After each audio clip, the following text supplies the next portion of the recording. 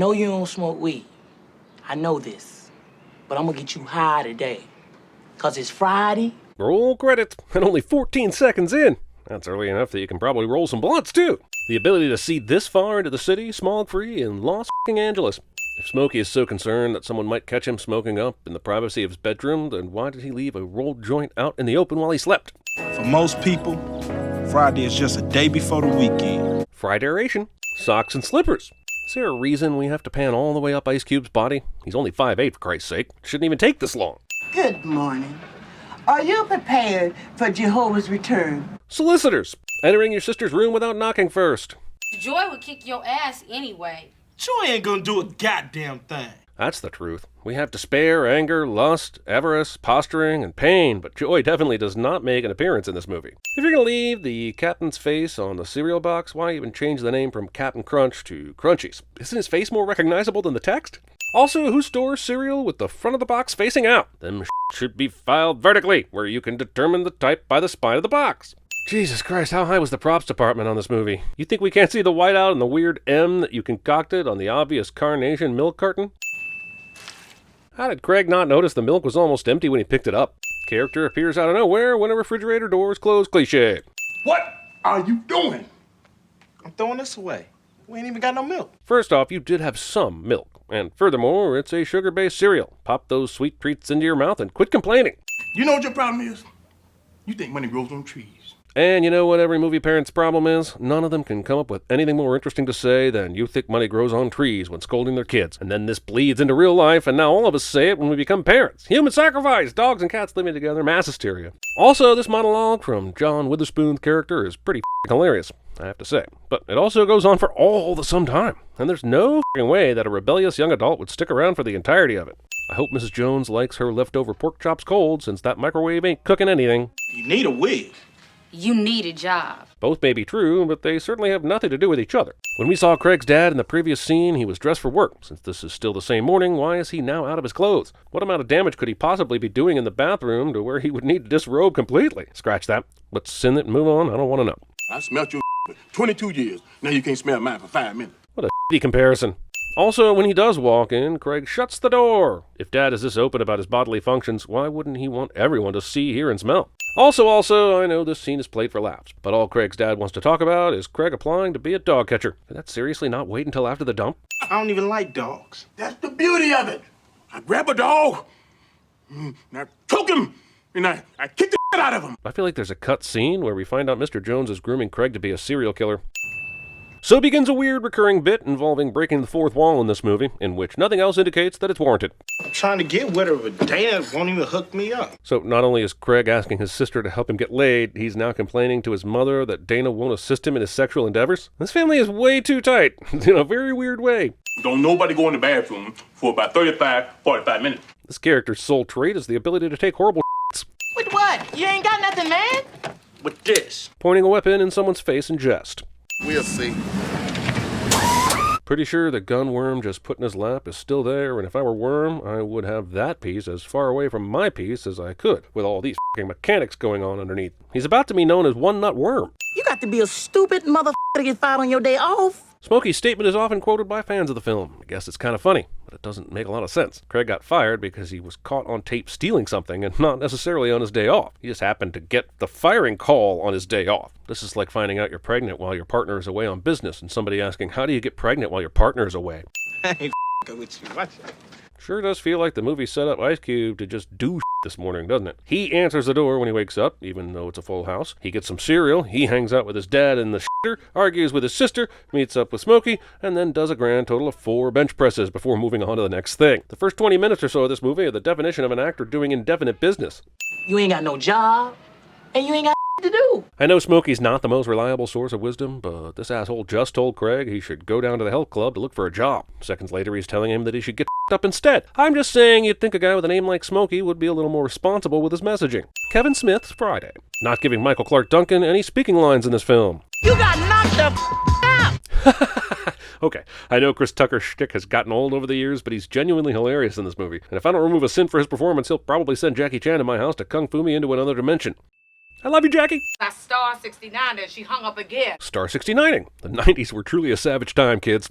Dude, the close-up shots in this movie are so tight, I feel like I'm getting a disturbingly clear view of Chris Tucker's bicuspids. There are way more abusive parents jokes in this movie than I will ever be comfortable with. To be fair, I'm pretty sure I'm only comfortable with 0, and they crossed that line 7 or 8 jokes ago. Parting gifts for you, though. Let's give her a hand, everybody. Lori Moore, thanks for being on the show. The f*** was that? All you do is smoke weed. The thesis statement for this movie. Look, I generally love it and find it hilarious. But when you get down to it, this plot is as paper-thin as an episode of Caillou. Awesome! The one thing we were missing in this mid-90s classic is some casual racism against Asian Americans. Glad I can check that off the list. Now I need protagonist finds love while dumping all over his current girlfriend. Best friend inadvertently implicates protagonist in wacky adventure. And nonchalant misogyny to fill out the full bingo card. Get out. Man, you wrong, brother. You wrong. Wait, everyone just walked out of the market with shit like 40s, snacks, and cigarettes, but no one paid for shit, right? Wouldn't that be a problem for this establishment? No one will be seated while the movie shows Ice Cube achieve an erection in real time. Hell out here. Then maybe ditch the flannel. You're not in Seattle, and that would still be a couple years past its prime even if you were. Wow, that's a pretty good MJ impression. I'm sure Chris Tucker doesn't want to show it too often, though, so we'll probably never see him use it later in his career. What we call drugs is 74th Street Baptist Church. We call us CinemaSins. Bernie Mac would have been the siniest at CinemaSins. Look, she bending over. I know there was precious little internet porn in 1995, but they did still have porno magazines. My point is that Craig has many more options to get his rocks off than I f***ing the MILF next door. It's Angel does, Holmes. Why the does every movie about drugs have a storyline about lacing a joint with PCP? Have you ever met someone that's done PCP? Chances are extremely high that they never want to touch that again. Kits. I ain't trying to get involved with y'all. You gonna get involved, I'm gonna knock your ass out too. Considering they know Debo's up to no good when he pulls up, why didn't they just go inside the house? It would have been quicker than hiding all their expensive anyway. I don't think Smokey wants to go in there. God damn, this sudden narration comes out of nowhere as hard as Kurt Russell in Once Upon a Time in Hollywood. Who's Craig supposed to be talking to? Himself? Is he reading us a story? Explain the fucking narration, man. So the pastor was able to get into the house, seduce Mrs. Parker, get his clothes nearly off, then get chased out by Mr. Parker all within 5 minutes? I guess it's true that Jesus is truly magic. You know, for a dude that's high as a kite all the time, Smokey sure doesn't look or act like it. I understand his behavior if he only smoked a couple joints a day or something, but he's been going non-stop since he woke up. He should be nearly catatonic right now, especially considering the he got from Worm was apparently high quality. Craig. Bye, Felicia. This term is so interwoven into our culture that I wouldn't be surprised if 2020 Ice Cube terminated himself back to 1995 and purposely put it in this movie so that he'd get the credit. Oak. This scene just makes me want to creep. Man, sit down. Man, I'm on house arrest. I don't even supposed to be over here. What a weird time for this to come up. Smokey's been over at Craig's house all fucking day, sitting and smoking weed in the wide open. He even drove to the goddamn store, so what the is this reaction all of a sudden? You smoking my weed too? Oh yes, that common side effect of smoking marijuana, the immediate visual hallucinations. Oh, man, I'm tripping. No fucking and this is such a weird representation of getting high on mid-grade weed. Is this the joint that's laced with PCP? She say she looked like Janet Jackson. You lucky. I know this is prior to the heyday of the internet, but people did still lie about how they look. Smokey and Craig, even high as a kite, don't strike me as this gullible. And I turned around to jump over the fence. The dog grabbed my ass. If you were to strip away all the inconsequential shit that happens in this movie, you'd have roughly the length of a Super Bowl commercial. And maybe that's the point, but if that's the case, why have a primary narrative at all? How is Craig's house the ground zero for all the happenings of this neighborhood? Debo pulls in here when he could take his bike anywhere. Debbie comes over even though she knows Dana's still at school. The pastor shows up. The horny lady across the street is being horny across the street. And out of all the places this ice cream truck could stop, it's right outside Craig's magical house of wonders. You saw that bud? That's old son. Having this conversation in front of all the neighborhood kids in the middle of the day. Also, if Dana's at school, why the hell are these kids out here running around? Sure, there may be some truants around here, but not this many. If you ain't got my money or my bud, I'm killing you and him. Threatening to murder someone in front of witnesses and children. Also, I just realized this movie pretty much inspired Rounders. Regular dude gets involved in a criminal enterprise just for being friends with a scumbag. Friend introduces regular dude to shady practices, wet blanket girlfriend. Hell, there's even a character named Worm here. Man, this movie makes some stylistic choices that are just f***ing baffling.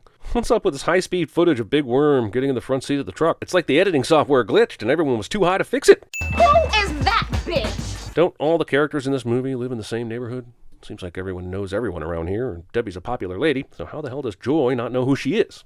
Where is all this food in the Joneses' household coming from? Mr. Jones laid into Craig just that morning about how they never had any food because Craig ate it all. And every time he opens the fridge or cabinets, they're practically bare, but Mrs. Jones had a plate full of breakfast this morning, and now Mr. Jones has this big sandwich. Why is all this food? What you gonna do? Number one, number two. Number two. The movie is so concerned with that I'm concerned a Golgothan's going to make an appearance in the next 10 minutes. Hey, you got some money? You know, Craig was high as just a few minutes ago, like less than 10 minutes ago, but he shook that off in record time to get whatever passes for a story back on track. We had the money. Right. Damn, my mother. And you could probably run over to Joy's and explain away Felicia pretty easily and still get the 200. But the movie's got to represent a terrible 90s sitcom every now and then, I guess. You walk up and down the street all day playing. Main character gives a speech to try and set his childish friends straight in a 90s comedy cliche. He ain't playing. You think he playing about his money? I don't know. Do you think it's a good idea to discuss this highly illegal and lethal situation this loudly while sitting outside of your house? I smoked up his weed. I'm gonna face the consequence. Some bullshit. You live. You live to fight another day. What about this cartoonish character would indicate he's capable of giving actual fatherly advice? This tone shift at this point in the movie is so sudden, I feel like I've been penetrated with no Vaseline. These all you need. All right? But he's not taking the gun away from Craig. This might be the biggest movie parent fail since the McAllisters left Kevin home alone. How your eyes? Oh, that's cool. Damn! Even if you haven't watched this movie before, you've watched this movie if you spent more than 2 cumulative hours scrolling on Twitter. Shut up, punk, I'll knock your ass Oh out. man, that's messed up. Won't you give him back his chain? Why is Smokey sticking up for Red now? Just yesterday he was mocking the hell out of him after he got his ass beat by Debo. Hey, Dad, when we gonna hook up? Propositioning your friend's sister for sex in front of him. Another Quaalude? She'll love me in the morning. Scarface fans! I'm sure this domestic strife is the peak of hilarity, but these assholes do remember that they're scheduled to be executed tonight if they don't come up with some dough, right? Damn! Damning a woman you don't know with damn praise. Or really even a woman you do know if it makes her uncomfortable. Just be less creepy. Let's start there. Took long enough. I know.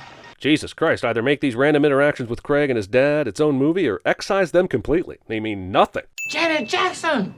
The girl Debbie hooked me up with. Ha ha ha ha ha ha ha! She's not incredibly attractive and slightly overweight. Isn't that hilarious and super unexpected? Ha ha ha ha ha ha! We on $200. Said if we don't pay him, he gonna kill us. Sure, these guys don't typically have a lot of money on hand, but Smokey literally had $100 that he tried to offer Worm earlier. And in the time that they fiddle-farted around this afternoon, they could have pawned something for another 100, right? Like, I'd understand if this were a debt of like 1,000 or more, that would be hard to come by, but $200 total when they already have half that? The stakes in this movie are both way too low and way too high, man. Hey, Mama, loan me $200. Dude, Craig is such a slacker whiner in this movie that I'm actually rooting for him to get off by Worm. Y'all ain't never got no money. Technically, Mrs. Jones said she wouldn't feel comfortable loaning Craig $200 since he didn't have a job. She never said she didn't have the money to loan him. Why you hook me up with that fat-ass bald-head girl? I could have said this about 1,000,000 times in the past 30 minutes, but movie has time for this. What time is it again? Rita was supposed to come over at 7:30 and she just left, so it's not like it's late at night. And I guess Debo and Felicia may have had an epic fest that wore them out, but it seems weird that they'd be in bed asleep with the lights off this early in the evening, unless the plot specifically demanded it. While the stain drawers are not pleasant, what's more disturbing is that means Debo is Winnie-Poohing it under those covers. You either take everything off or you leave it all on. You never go shirt only.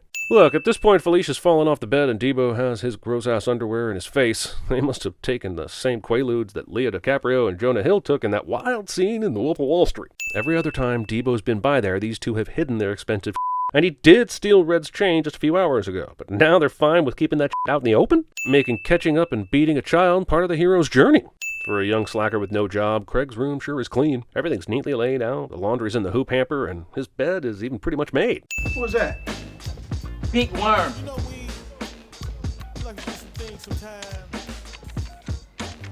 Big Worm's phone number has 9 digits. Worm sent a f***ing van and guys with machine guns to take out Craig and Smokey. Over $200. These drive-byers clearly attended the Stormtrooper School of Aiming at Things. Wait, seriously can't see inside the truck bed from this angle? Family, what's going on? Open machine gun fire from a couple of minutes ago is just now bringing the neighbors out of their houses to see what happened. You lucky I'm not a man, otherwise I kick your ass myself. Nia Long is super badass in this scene, which makes it all the more unfortunate that she still needs Craig to save her in the end. The movie had a chance to move in a bold direction, but chose to go the route of the knight in flannel armor. What you gonna do with that? What indeed? An even better question is why Debo became the primary antagonist at the end of this movie, rather than Worm, who's been threatening Craig and Smokey all f***ing day.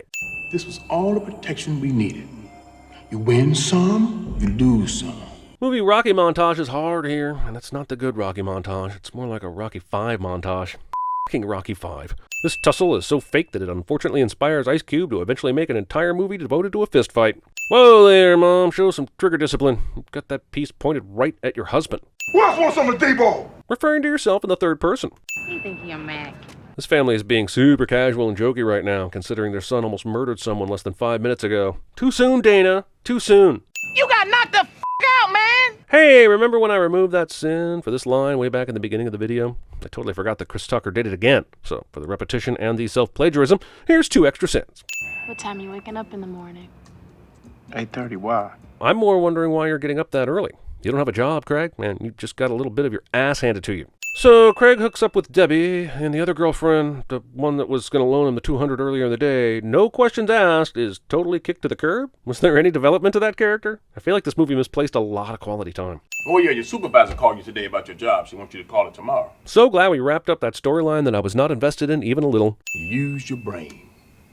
That's what I want you to do. Use your brain. Yes, you really outthought that dude when you chucked a brick at his head after he choked you out, then repeatedly punched and kicked him when he was on the ground. Excellent thinking skills, sport. I guess everything's okay now, despite there being a massive f***ing drive-by shooting at the house about an hour ago. I know Craig whipped Debo's ass and all, but he wasn't the one shooting at them. The clapper.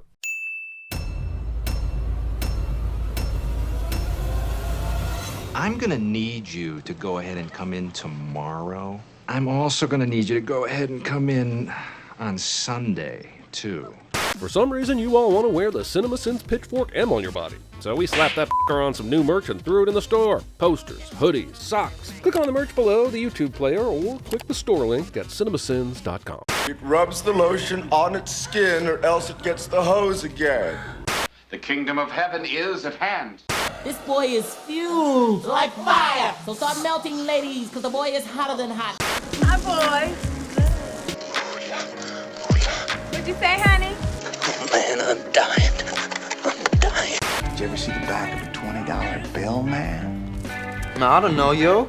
Did you ever see the back of a $20 bill? On weed? You're so weird there, man. Left that out of your service jacket, didn't you? Yeah, I knew you got secrets. Everybody got secrets. Didn't know you like to get wet, though. What's wet? Butt naked. We're good, streaky! Yes! All right, I'm not like that. I'm gonna keep it down, bro. La la. Dodson! Dodson! We've got Dodson here! See, nobody cares. What were you thinking? A fucking donkey show?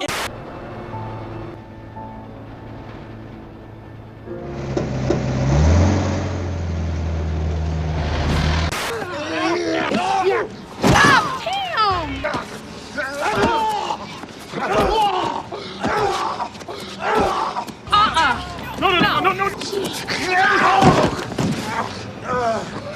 God damn.